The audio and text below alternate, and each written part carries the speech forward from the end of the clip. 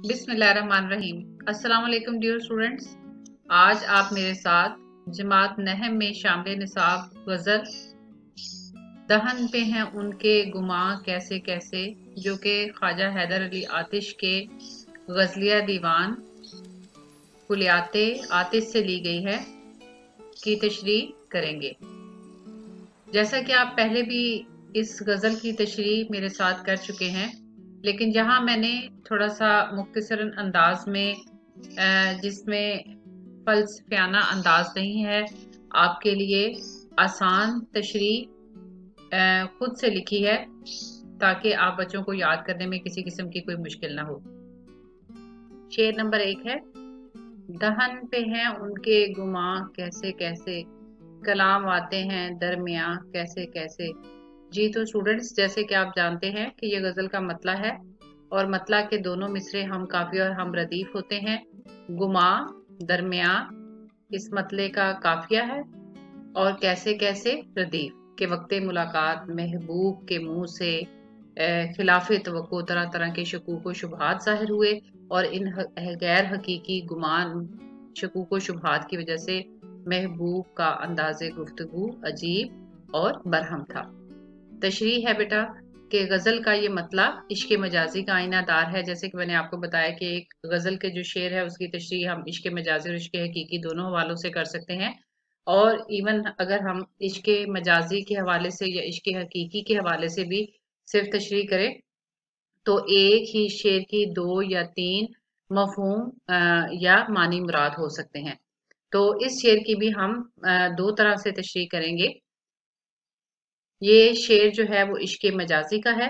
बिलाशुबा महबूब से आशिक की बातचीत और मुलाकात बाइसे खुशी है, लेकिन इस शेर में शायर कहते हैं कि जब मेरी महबूब से मुलाकात हुई, यानी ये कि जब महबूब की आशिक से मुलाकात होती है तो वो खुशी का बायस होती है और उसमें महबूब को ये तवक्को होती है कि वो उससे जो है वो अच्छी बातें करेगा। लेकिन यहाँ महबूब खिलाफ तवक्को महबूब के मुंह से अपने बारे में शक व शुबह पर मबनी बातें और बेबुनियाद बातें जिनकी कोई हकीकत न थी सुनकर हैरान रह गया। और जब इंसान के दिल में बेबुनियाद बातें जड़ पकड़ लेती हैं तो एक दिन अल्फाज का रूप धार कर जुबान पर आ ही जाती हैं। जैसा कि बेटा मैंने आपको बताया कि अगर आप मिसरों पर गौर करेंगे, शेर के अल्फाज पर गौर करेंगे तो आपको बिल्कुल तशरीह करने में जो है वो किसी किस्म की कोई दिक्कत नहीं होगी।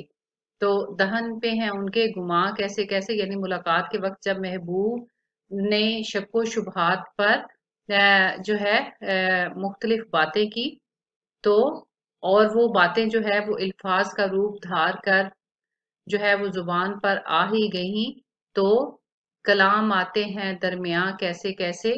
शायर गमजदा और हैरान रह गया कि बगैर तहकीक के ना सिर्फ इसने बेबुनियाद बातों पर एतबार किया, बल्कि दौरान मुलाकात शिकवा और नाराजगी का इजहार भी कर दिया। कलाम आते हैं दरमियां कैसे कैसे, यानी उसकी गुफ्तगू के दरमियान उसने कैसे कैसे कलाम किए, कैसी कैसी बातों और नाराजगी का इजहार भी कर दिया।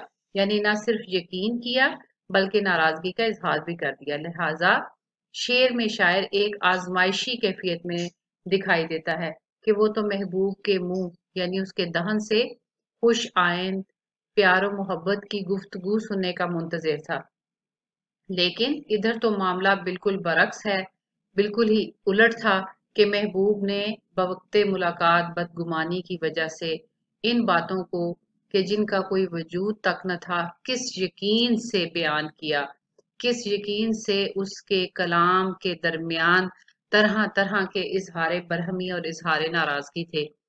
तो जैसे कि मैंने आपको बताया कि खा शेर सिर्फ इश्क मजाजी का हो या इश्क हकीकी का हो तो हम एक ही शेर की मुख्तलिफ पहलुओं से तशरीह कर सकते हैं। तो इस शेर का एक पहलू ये भी निकलता है बेटा, पहले मैंने इस हवाले से तशरीह इसलिए की कि ये बिल्कुल इसका एक स्ट्रॉन्ग पॉइंट है। अगर आप इसके मिसरों को देखें कि दहन पे है उनके गुमा कैसे कैसे, कि जब मेरी महबूब से मुलाकात हुई तो उनके मुंह पर उनकी गुफ्तगू के अंदाज में मुख्तलिफ शकूक शुबहात थे।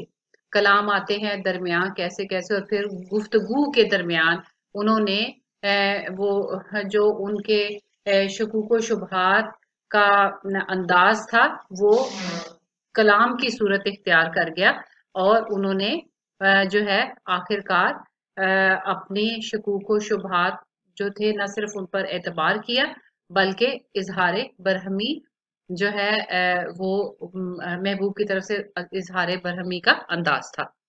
तो ये इसलिए हमने इस पॉइंट ऑफ व्यू से इसकी पहले तशरीह की है। तो इस शेर का एक पहलू ये भी निकलता है कि आतिश अपने महबूब के दहन के बारे में यानी उसके मुंह के बारे में ख्याल करता है। अब दहन मेरे महबूब का दहन कैसा होगा। जैसा कि मैंने आपको बताया कि दहन होंठों के अंदर का हिस्सा यानी मुंह जो है वो दहन कहलाता है और बाहर का हिस्सा चेहरा। गोया शायर के ख्याल में महबूब का दहन कभी कली की मानत। तो बेटा यहाँ पर दहन से मुराद हम चेहरा तो दहन यानी कि उसका दहन कभी कली की मानत कभी खिलते हुए फूल की मानत दिखाई देता है।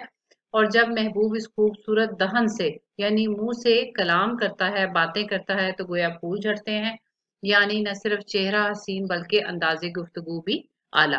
तो शेर में खूबसूरती पैदा करने के लिए शायर ने सनते हुस्न तकरार यानी कैसे कैसे। बेटा सनते हुस्न तकरार का मतलब होता है तकरार का मतलब रिपीटेडली बात बयान करना यानी कैसे कैसे के इस्तेमाल से शेर में खूबसूरती पैदा की है। यानी दहन पे है उनके बयान दहन पे हैं उनके गुमा कैसे कैसे कि कैसे कैसे जो है वो शकूक व शुबहात का वो इजहार कर रहे हैं कि जिनको सुनकर जिनको महसूस करके भी शायर को हैरानगी होती है। कलाम आते हैं दरमियां कैसे कैसे तो कैसे कैसे की तकरार से रेपिटिशन से शायर ने खूबसूरती पैदा की है कि शायर जिनके बारे में सोच भी नहीं सकता एक के बाद एक जो है महबूब के मुंह से बात सुनकर शायर जो है वो हैरान और परेशान रह जाता है। तो लिहाजा यहाँ कैसे कैसे की तकरार से शायर ने खूबसूरती पैदा की है। तो आते हैं हम अब शेर नंबर 2 की तरफ। जमीने चमन गुल खिलाती है क्या क्या बदलता है रंग आसमां कैसे कैसे। तो बेटा यहाँ पे भी जमीने चमन जो है इसको जिंदगी के लिए इस्तारा लिया गया जैसा कि आप क्लास में भी पढ़ चुके हैं कि मुस्तार लेना यानी उधार लेना। तो जिंदगी के लिए जमीने चमन का लफ्ज जो है वो इस्तारा लिया गया है। तो इसी तरह से यहाँ पे सनते इस्तारा और फिर कैसे कैसे सनते हुस्न तकरार और सनते तजाद जमीन और आसमान जिसको आप मुतजाद अल्फाज भी कहते हैं। तो 3 सनतें इसमें इस्तेमाल हुए हैं।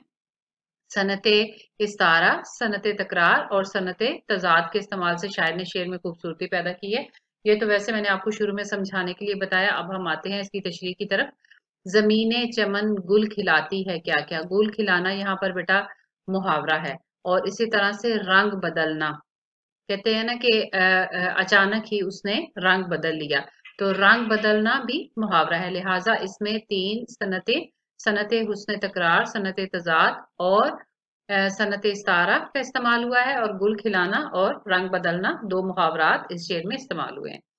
तो जेरे शेर तशरीह में शायर ने खूबसूरत अंदाज में एक आलमगीर सच्चाई यानी इनकलाबात ज़माना को बयान किया है कि हालात हमेशा एक से नहीं रहते बल्कि वक्त के साथ साथ तब्दीलियां आती रहती हैं। जमीने चमन गुल खिलाती है क्या क्या कि दरअसल इस शेर में सनते इस्तारा सनते उसने तकरार और सनते उसने तजाद यानी जमीन और आसमान के इस्तेमाल ने शेर की खूबसूरती को 4 चांद लगा दिए हैं। जिंदगी को जमीने चमन कहा गया है यानी जिंदगी में कैसी कैसी तब्दीलियां आती रहती हैं। सदा जो है वो हालात एक से नहीं रहते जिंदगी गुजारने का अंदाज एक सा नहीं रहता इंसान के शबो रोज एक से नहीं रहते। सुबह जो है वो कभी खुशी के लम्हात होते हैं और शाम तो क्या बेटा इंसान को ये नहीं पता कि अगले लम्हे में क्या होने वाला है। लिहाजा जिंदगी को ज़मीने चमन कहा गया है कि इंसान की जिंदगी में आए रोज नित नए मामलात पेश आते रहते हैं। गुल खिलाना एक मुहावरा है। जमीने चमन गुल खिलाती है क्या क्या। गुल खिलाना एक मुहावरा है जिसके माने हैं अनोखी बात या अनोखा काम करना। तो बार बार मैं मिसरा इसलिए रिपीट करती हूँ कि आप समझ के इसको पढ़ें। तो आतिश कहते हैं कि जिंदगी में कुछ भी दायमी और मुस्तकिल नहीं होता। ज़मीने चमन जिंदगी में, दुनिया में हर लम्हा गुल खिलाती है, नए-नए अनोखे वाक़यात रूनुमा होते रहते हैं। बदलता है रंग आसमां कैसे-कैसे। तो पहले हम ज़मीने चमन गुल खिलाती है क्या-क्या कोई एक्सप्लेन करेंगे कि दुनिया में हर लम्हा नित नए अनोखे वाक़यात रूनुमा होते हैं। आज अगर कोई शोहरत की बुलंदियों पर है तो कल गुमनामी और रुसवाई उसका मुकद्दर बन सकती है।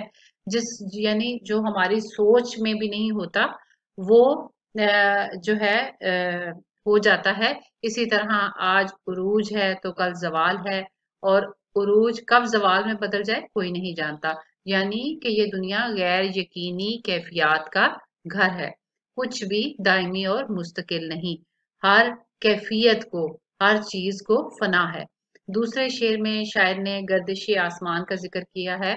अब जमीने चमन को हमने एक्सप्लेन कर लिया, बदलता है रंग आसमां कैसे कैसे। दूसरे शेर में शायर ने गर्दिश आसमान का जिक्र किया है, यानी हर लम्हा आसमान पर नए फैसले होते रहते हैं और हर फैसला जिंदगी को नया मोड़ देता है। आज तख्त है तो कल तख्ता, आज ओहदा है तो कल मोहताजी। बदलता है रंग आसमां कैसे कैसे बेटा, यानी आसमान पर कैसे कैसे फैसले होते हैं। यानी आज किसी के लिए बादशाहत का फैसला है तो कल उसके लिए जवाल का फैसला है। आज किसी के लिए आधा आला ओहदे का फैसला है तो कल मोहताजी है। आज किसी के पास मोहताजी है तो कल उसके पास बुलंदी है। आज आजादी है तो कल गुलामी है। तो गोया इंसान की अच्छी बुरी तकदीर के फैसले आसमान पर होते हैं। लिहाजा आसमान के ये बदलते रंग यानी तकदीर के फैसले कौमों के अरूजो जवाल के गवाह हैं।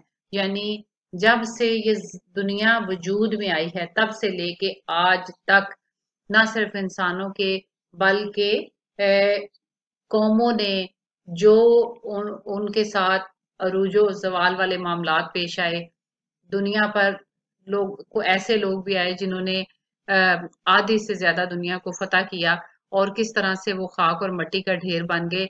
तो आसमान ने उन सब बदलते रंगों को देखा है और आसमान के सब जो है अरूजो जवाल का गवाह है।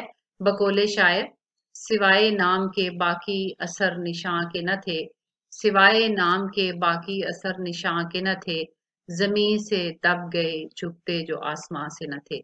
उम्मीद है आप बच्चों को इन दोनों अशार की अच्छे से समझ में आ गई होगी। दहन पे हैं उनके गुमा कैसे कैसे, कलाम आते हैं दरमियाँ कैसे कैसे, कि महबूब से वक्ते मुलाकात महबूब ने वक्ते मुलाकात महबूब के मुंह से तरह तरह के शकूक व शुबहात का इजहार हुआ, और इन गैर हकीकी शकूक व शुबहात की वजह से महबूब का अंदाजे बयां जो है वो बरहमी और शिकवा शिकायत लिए हुए था। और जमीने चमन गुल खिलाती है क्या क्या, कि दुनिया में और जिंदगी में हालात हमेशा एक से नहीं रहते और वक्त के साथ साथ तब्दीलियां आती रहती हैं। और आसमान जो है, आसमान पर हर लम्हा नित नए फैसले होते हैं और हर फैसला जो है वो जिंदगी को नया मोड़ देता है। और ये जो हवाले का शेर है ये आपके इस शेर की बहुत अच्छी तर्जुमानी करता है कि सिवाय नाम के बाकी असर निशां के न थे, जमी से दब गए चुपते जो आसमान से न थे। उम्मीद है आपको अच्छे से समझ में आ गई होगी। इसके साथ इजाजत चाहती हूँ। अल्लाह।